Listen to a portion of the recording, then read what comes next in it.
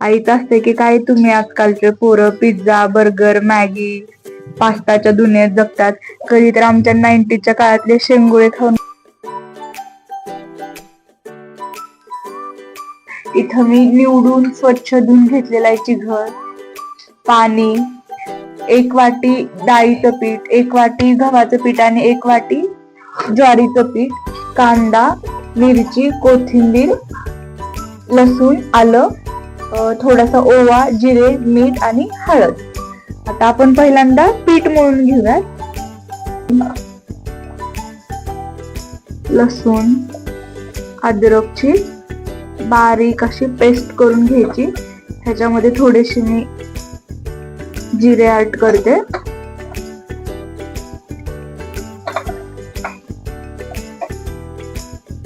मीठ,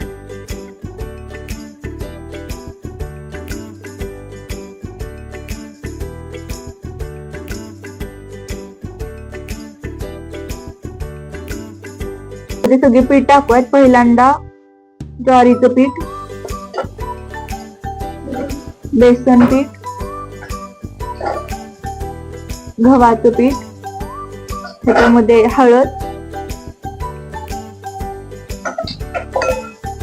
मीठ,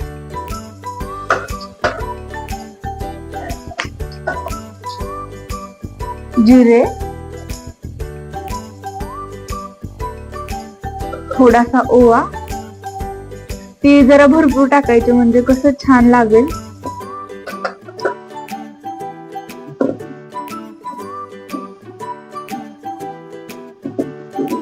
आणि आपण केलेलं कोथिंबीर, आलं, लसूण, मिरचीचं सारण.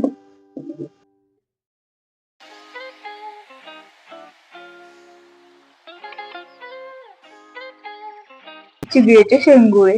आईच असते की काय तुम्ही आजकालचे पोरं पिझ्झा बर्गर मॅगी पास्ताच्या दुनियेत जगतात. कधी तर आमच्या 90च्या काळातले शेंगुळे खाऊन बघा. म्हटलं आई चल होऊ द्या आता तुझ्या 90च्या काळातले शेंगुळे. शेंगुळे एकदम असे नाजूक करून घ्यायचे म्हणजे खायला पण आपल्याला चांगले लागते. जास्त पीठ असलेलं नाही लागत परत उकडल्यानंतर. छोटे छोटे छोटे छोटे करायचे.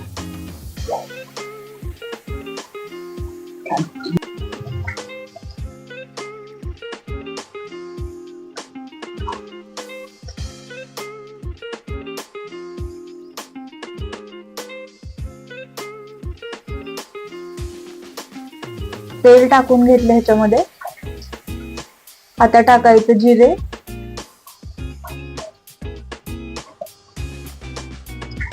हिंग,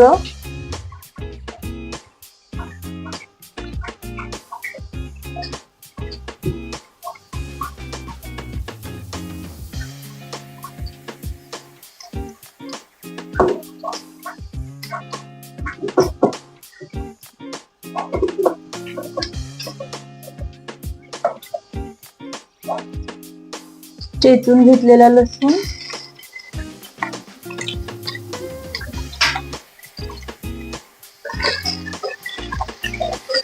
लाल तिखट टाकले, हळद.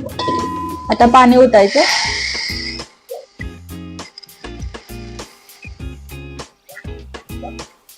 जर कुणाला ह्याची शेंगुळ्याचं आदन जर घट्ट पाहिजे असेल तर तुम्ही ह्याच्यामध्ये थोडस पीठ पाण्यात मिसळून पण टाकू शकतात. पण आमच्या घरी सगळ्यांना आवडतं पातळ, तर त्याच्यामुळे आईनं टाकलं नाही ह्याच्यामध्ये पीठ. मीठ टाकायचं चवीपुरतं.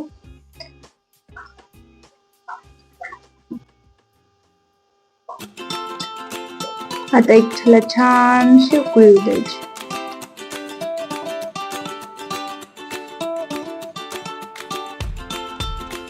आपण एक एक करून ह्याच्यामध्ये शेंगोळे टाकून घेऊयात.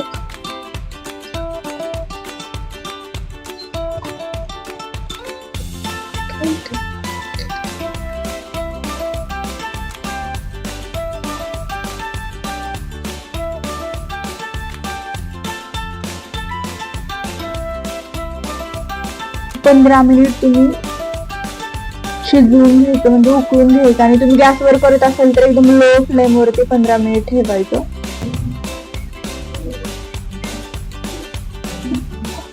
एक 15 मिनिट झालेले आपलं शेंगुळ शिजलं.